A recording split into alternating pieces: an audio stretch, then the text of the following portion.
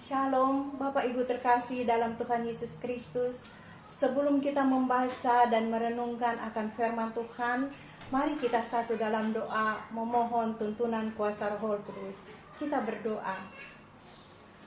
Bapa kami di dalam Tuhan Yesus Kristus, kami sangat membutuhkan firman Tuhan, karena firman Tuhan adalah kekuatan bagi iman kami. Firman Tuhan adalah pedoman bagi hidup kami. Firman Tuhan adalah penyembuh bagi sakit penyakit kami. Firman Tuhan adalah terang dan suluh bagi jalan hidup kami. Bapa berfirmanlah, Bapa berkata-katalah, kami anak-anak-Mu sudah membuka hati kami, siap ditaburi dengan kebenaran firman Tuhan. Di dalam nama Tuhan Yesus Kristus, kami berdoa dan mengucap syukur. Haleluya, amin. Shalom Bapak Ibu yang terkasih dalam Tuhan Yesus Kristus. Apa kabar? Tentunya kita semua dalam keadaan tubuh yang sehat. Puji Tuhan, sehingga kita bisa mengikuti akan persekutuan malam pujian dan doa pada saat ini. Bapak Ibu terkasih dalam Tuhan Yesus Kristus, yang mendasari renungan kita pada malam hari ini, kita ambil dari Injil Matius 18 ayat 19. Kita baca bersama-sama Matius 18 ayat 19. Dan lagi aku berkata kepadamu, jika dua orang daripadamu di dunia ini sepakat meminta apapun juga, permintaan mereka itu akan dikabulkan oleh Bapamu. Demikian pembacaan firman pada saat ini. Yang berbahagia ialah kita yang membaca, mendengarkan, merenungkan, bahkan terlebih melakukan firman ini dalam kehidupan kita sehari-hari.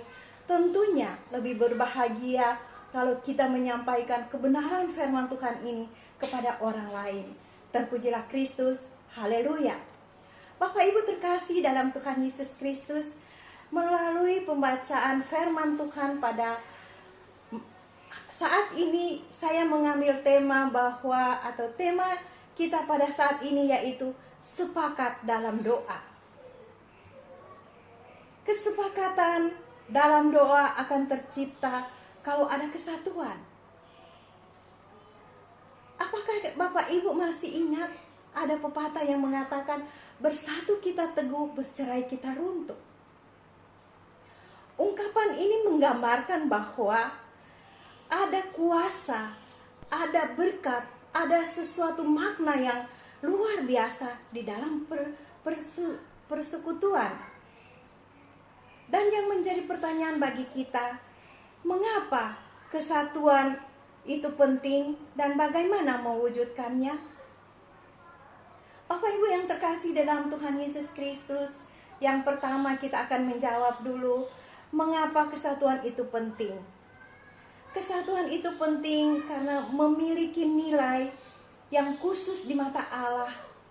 Bagi Allah, kesatuan itu adalah baik dan indah. Itu kita bisa baca pada Mazmur 133 ayat yang kedua. Demikian firman Tuhan, seperti minyak yang baik di atas kepala, meleleh ke janggut, yang meleleh ke janggut Harun dan ke leher jubahnya. Bapak Ibu terkasih dalam Tuhan Yesus Kristus, dengan kesatuan dapat menggerakkan hati Allah untuk memberikan apa yang kita mintakan kepadanya. Seperti ayat renungan kita pada malam hari ini pada Matius 18 ayat 19. Kesatuan itu penting karena Tuhan Yesus juga mendambakannya bagi gereja. Kita bisa lihat pada Injil Yohanes 17 ayat 20 dan 21. Demikian firman Tuhan. Dan bukan untuk mereka ini saja aku berdoa, tetapi juga untuk orang-orang yang percaya kepadaku oleh pemberitaan mereka, supaya mereka semua menjadi satu, sama seperti Engkau ya Bapa di dalam aku dan aku di dalam Engkau, agar mereka juga di dalam kita, supaya dunia percaya bahwa Engkaulah yang telah mengutus aku. Bapak Ibu terkasih di dalam Tuhan Yesus Kristus, selain itu juga kesatuan itu penting karena kesatuan menjadi dasar dari segala berkat yang Allah mau berikan kepada kita. Kita bisa lihat kembali pada Mazmur 133 ayat 3. Seperti embun gunung Hermon yang turun ke atas gunung-gunung Sion, sebab kesanalah Tuhan memberitakan berkat kehidupan untuk selama-lamanya. Demikian pentingnya kesatuan itu sehingga perlu kita mewujudkan kesatuan itu di dalam kehidupan keluarga kita, di dalam kehidupan berjemaat di gereja, dan di dalam kehidupan bermasyarakat. Dan yang kedua, bagaimana kita mewujudkan kesatuan? Jawabannya, kita dapat mewujudkan kesatuan dengan jalan tidak melihat perbedaan di antara kita. Jadi, kita bisa menciptakan kesatuan itu kalau kita tidak melihat perbedaan yang kita miliki. Karena setiap kita memiliki perbedaan. Perbedaan tersebut baik secara fisik, karakter, maupun tingkatan rohani. Tetapi perbedaan ini tidak boleh membuat kita merasa tidak memerlukan orang lain. Karena Bapak Ibu yang terkasih di dalam Tuhan Yesus Kristus, seorang pun di antara kita tidak dapat meraih keberhasilan atau kesuksesan seorang diri. Misalnya, seorang murid sekolah minggu, dia bergantung kepada guru sekolah minggu dan kedua orang tuanya di dalam pertumbuhan imannya. Bapak Ibu, untuk menciptakan kesatuan, kita harus melihat kesamaan-kesamaan yang ada di antara kita. Ada kesamaan duniawi. Kesamaan duniawi itu ya misalnya kita satu keluarga, kita satu suku, kita satu marga, kita satu profesi, dan kita satu bangsa dan lainnya. Dan ada kesatuan secara rohani. Kita satu imam, kita satu Tuhan, kita satu baptisan, dan satu Allah Bapa dan Bapa dari semuanya. Itu terdapat pada Efesus 4 ayat 5 sampai 6a. Bapak Ibu yang terkasih di dalam Tuhan Yesus Kristus, setelah terwujudnya kesatuan, maka melalui ayat renungan kita saat ini pada Matius 18 ayat 19, Tuhan Yesus memberikan suatu janji yang luar biasa bagi kita orang percaya, bahwa di dalam kesatuan, di dalam kesepakatan, ada janji Tuhan yang luar biasa. Permintaan yang lahir dari sebuah kesatuan dan kesepakatan sanggup membuka sumber-sumber berkat di sorga. Amin. Tuhan Yesus berkata bahwa kita dapat meminta apapun. Jadi kita diberikan kebebasan untuk meminta apa saja kepada Tuhan. Yang penting kita sepakat untuk memintanya. Maka Allah Bapa akan mengabulkan permohonan kita. Bapak Ibu, jadi yang dibutuhkan dua orang percaya atau lebih menaikkan permintaan dalam kesepakatan. Karena tidak mungkin seorang yang percaya sepakat dengan orang yang tidak percaya untuk berdoa kepada Allah atau meminta sesuatu dari Allah, kecuali doa mereka itu untuk keselamatan orang tersebut.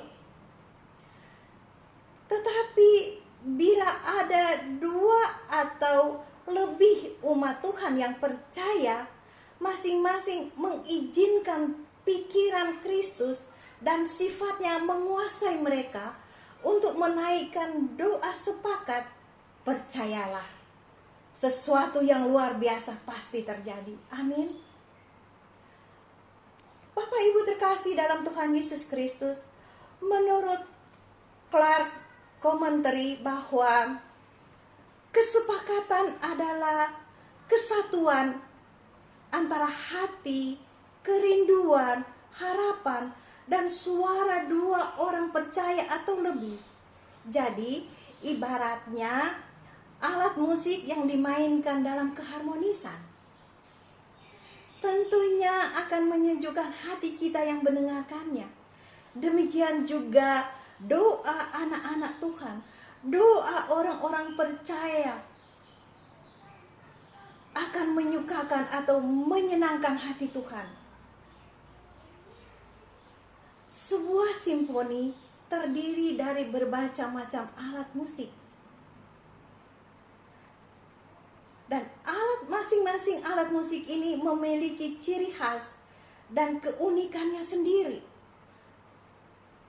Suaranya berbeda-beda, tetapi bila dimainkan dengan selaras, maka akan menghasilkan alunan musik yang sangat indah.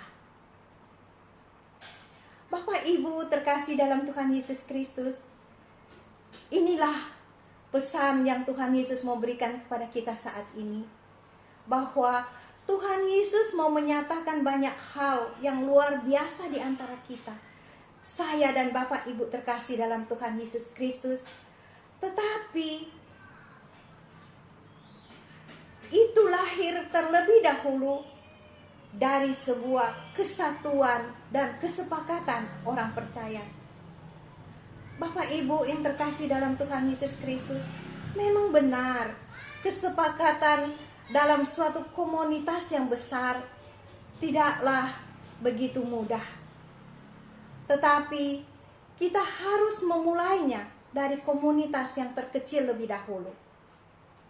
Yaitu diantaranya, yang pertama, kesepakatan dari diri sendiri. Itu kita bisa lihat dari Yohanes 17 ayat 21 yang sudah kita bacakan tadi.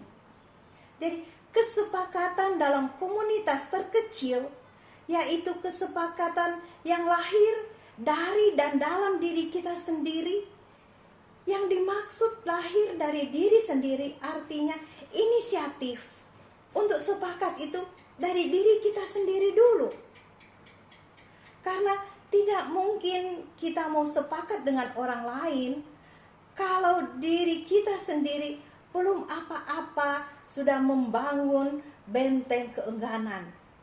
Bapak Ibu, itulah yang harus ada di dalam diri setiap kita, adalah kesepakatan antara kita dengan Tuhan Yesus. Itu yang terlebih dahulu.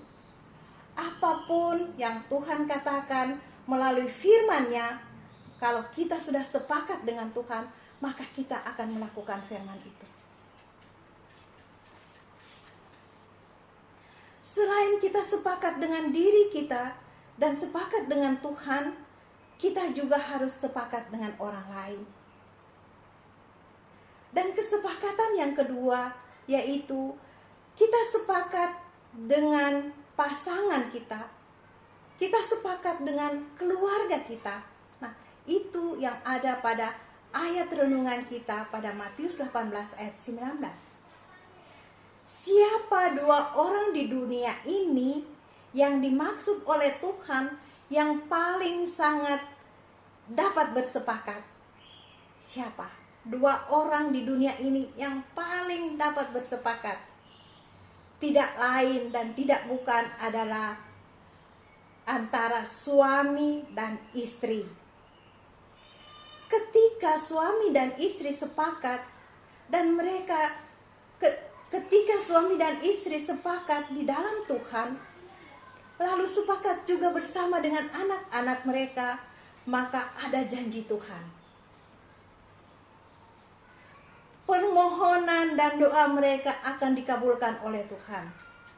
Permohonan dan doa mereka akan dikabulkan oleh Bapa di sorga. Amin. Bapak Ibu terkasih dalam Tuhan Yesus Kristus, kebahagiaan keluarga itu bukan ditentukan dari fasilitas atau materi, tetapi kebahagiaan suatu keluarga itu ditentukan oleh kehadiran Tuhan Yesus atau Tuhan Yesus yang hidup di dalam keluarga itu. Walaupun kehidupan keluarga itu sederhana, namun dapat membuat suasana menjadi indah. Bahkan semua anggota keluarga diberikan Tuhan Yesus karunia untuk menikmatinya. Amin. Dan yang ketiga, kesepakatan yang ketiga yaitu kesepakatan dengan jemaat Tuhan. Kita bisa baca pada Korintus 1 ayat 4. Demikian firman Tuhan, mereka semua bertekun dengan sehati dalam doa bersama-sama dengan beberapa perempuan serta Maria ibu Yesus dan dengan saudara-saudara Yesus. Bapak Ibu terkasih dalam Tuhan Yesus, apa yang dilakukan oleh murid-murid Tuhan Yesus saat mereka menanti-nantikan janji Tuhan, yaitu pencurahan Roh Kudus? Mereka semua berkumpul dan bertekun dengan sehati dalam doa bersama-sama. Setelah mereka berkumpul sehati dan berdoa bersama-sama, apa yang terjadi? Tuhan Yesus menggenapi janjinya. Dia mencurahkan Roh Kudus. Bapak Ibu yang terkasih dalam Tuhan Yesus Kristus, ada hal yang besar yang Tuhan Yesus mau lakukan di antara kita, saya dan Bapak Ibu yang percaya kepadanya. Tetapi sebelum itu dinyatakan Tuhan rindu agar kita hidup dalam kesatuan dan kita sepakat terlebih dahulu. Dan biarlah kesepakatan itu dimulai dari diri kita sendiri dengan Tuhan. Kesepakatan itu dimulai dari keluarga kita dan tentunya dengan sesama. Maka sesuai firman Tuhan pada saat ini, Bapa akan mengabulkan setiap permohonan kita. Amin. Soli Deo Gloria. Tuhan Yesus Kepala Gereja memberkati kita. Kita satu dalam doa. Tuhan Yesus, terima kasih atas firman-Mu yang mengajarkan kepada kami saat ini bahwa kami harus membangun kesatuan baik secara duniawi maupun secara rohani. Dan kami sepakat dengan diri sendiri dengan Tuhan, sepakat dengan keluarga kami, sepakat dengan sesama kami untuk meminta, untuk berdoa kepada Tuhan. Maka Tuhan Yesus akan mengabulkan permohonan kami. Roh Kudus, tolong kami, tuntun kami agar kami bisa melakukan firman ini di dalam kehidupan kami setiap hari.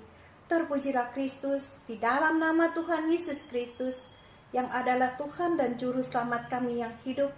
Kami berdoa dan mengucap syukur. Haleluya. Amin.